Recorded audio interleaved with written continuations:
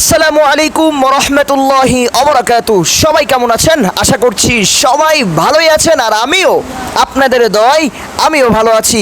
তো আজকে আমি আপনাদের মাঝে এমন একটি আমল শিখাইয়া দিব, এই আমলটা যদি আপনি করতে পারেন আল্লাহ পাক রব্বুল আলামিন আপনাকে বড়লোক বানায় দেবে। বিশ্বাস করবেন? অনেকে আবার বলবে হুজুর কি বলে, এই দোয়া বললে নাকি বড়লোক হয়ে যাব। অবশ্যই যে কোনো আমল করতে গেলে নিজের ভিতরে ঈমানটাকে আগে শক্ত করতে হবে। তো যাই হোক, আমি এই বড়লোক হওয়ার শ্রেষ্ঠ আমল আজকে আপনাদেরকে আমি শিখাই দিব। তো এর আগে আমি বুখারী শরীফ থেকে 2টি হাদিস পড়ে আপনাদের শোনাবো। এমনি করে প্রত্যেক দিন 2টি হাদিস আপনাদেরকে শোনাবো, শুনবেন তো ইনশাল্লাহ? আল্লাহ পাক আমাদের সবাইকে শুনে সেইভাবে রাসূল করিম সাল্লাল্লাহু আলাইহি ওয়াসাল্লাম কী বলেছেন সেই অনুযায়ী যাতে আমরা সবাই আমল করতে পারি, আল্লাহ আমাদের সবাইকে সেই তৌফিক দান করুক। সবাই বলেন আমিন। আহমদ ইবনে ইউনুস রহমাতুল্লাহি আলাইহি বলেন যে আনাস রাদিয়াল্লাহু তাআলা আনহু থেকে বর্ণিত, তিনি বলেন আব্দুর রহমান ইবনে আউফ রাদিয়াল্লাহু তাআলা আনহু যখন মদিনায় আগমন করলো, রাসূল করিম সাল্লাল্লাহু আলাইহি ওয়াসাল্লাম তার ও সাদ ইবনে বারি আনসারীর মাঝে ভ্রাতৃত্ব বন্ধন করে দেন। হযরত সাদ রাদিয়াল্লাহু তাআলা আনহু ধনী ব্যক্তি ছিলেন। তিনি হযরত আব্দুর রহমান রাদিয়াল্লাহু তাআলা আনহুকে বললেন যে কি বললেন, আমি তোমাদের উদ্দেশ্যে আমি তোমার উদ্দেশ্যে আমার সম্পত্তি অর্ধেক অর্ধেক ভাগ করে নিতে চাই এবং তোমাকে বিবাহ করিয়ে দিতে চাই। তিনি বললেন, আল্লাহ তাআলা তোমার পরিবার ও সম্পদের বরকত দান করুক, আমাকে বাজার দেখিয়ে দাও। তিনি বাজার হতে মুনাফা অর্জন করে নিয়ে আসলেন, পানির বা ঘি এভাবে কিছুকাল কাটালেন।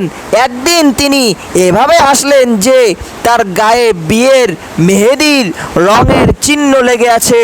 মহানবী সাল্লাল্লাহু আলাইহি ওয়াসাল্লাম তাকে জিজ্ঞাসা করলেন, কি ব্যাপার? তিনি বললেন, ইয়া রাসূলুল্লাহ, আমি জনৈকা আনসারী মহিলাকে বিবাহ করেছি। তিনি মহানবী সাল্লাল্লাহু আলাইহি ওয়াসাল্লাম জিজ্ঞাসা করলেন, তুমি তাকে কি দিয়েছো? তিনি বললেন, খেজুরের আটি পরিমাণ স্বর্ণ তাকে আমি দিয়েছি। আল্লাহু আকবার। চলেন আরও একটা হাদিস আমরা শুনে আসি। কারেন্ট চলে গেছে, এই জন্য পড়তে প্রবলেম হচ্ছে। কারেন্ট একদমই আলো নাই, ফোনের আলোয় পড়তেছি।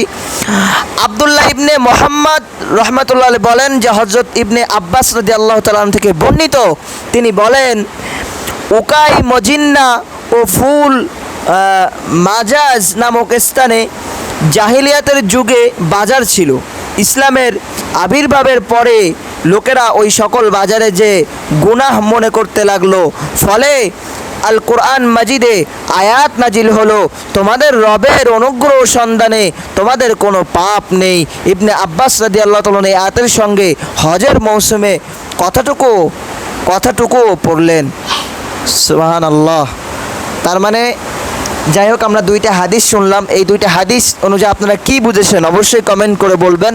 আর এই হাদিস অনুযায়ী যা বুঝেছেন আল্লাহ পাক আমাদের ওইভাবে আমল করার তৌফিক দান করুক। তবে আমি যে আমলটা আপনাদেরকে আজকে আমি শোনাচ্ছিলাম, সে আমলটা হচ্ছে, আপনি এই ছোট্ট একটা আল্লাহর নাম পড়বেন, ইয়া বাসিতু ইয়া বাসিতু ইয়া বাসিতু।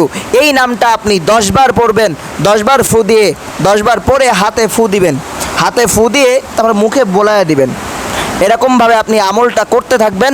আল্লাহ পাক রব্বুল আলামিন এই আমলের ওসিলায় করে প্রত্যেকদিন ফজরের নামাজের পর, কিন্তু ফজরের নামাজের পর, তবে এই আমলটা করতে গেলে অবশ্যই নামাজ পড়তে হবে, অবশ্যই আপনাকে আমলিয়াত হতে হবে, আপনাকে হালাল খাবার খাইতে হবে, ঈমানটাকে শক্ত করতে হবে। যদি আপনি এই আমলটা করেন আল্লাহ পাক রব্বুল আলামিন আপনাকে রাতারাতি ধনী বানায়া দিবে। বিশ্বাস করেন? সত্যি আল্লাহ পাক কি দেওয়ার মালিক না? আল্লাহ পাক কি ধনী বানাতে পারে না? আল্লাহ পাক রব্বুল আলামিন আমাদের সবাইকে এর ওপর আমল করা তৌফিক দান করুক। সবাই বলেন আমিন। তো আজকের ভিডিওটা এই পর্যন্ত। ভালো থাকবেন সবাই। এখনই আপনাদের মাঝ থেকে বিদায় নিচ্ছি। পরবর্তী ভিডিওতে আবারও দেখা হবে। আসসালামু আলাইকুম ওয়া রাহমাতুল্লাহি ওয়া বারাকাতুহু।